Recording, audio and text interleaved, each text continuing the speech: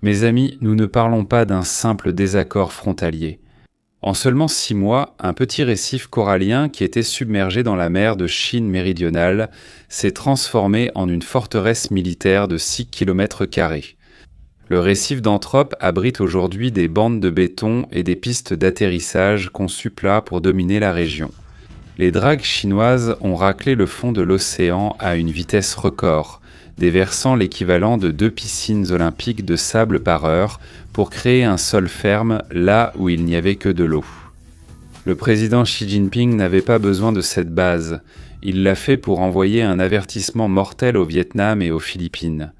Le droit international n'est qu'un morceau de papier. Ce qui compte maintenant, c'est celui qui possède la machinerie pour changer la géographie de la planète. D'abord, les Philippines ont fait appel à l'AIA. Elles ont gagné en justice et ont été complètement ignorées. Maintenant, c'est la panique totale.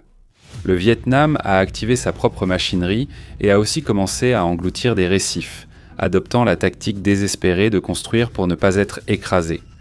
Le traité de conduite asiatique est parti en poussière.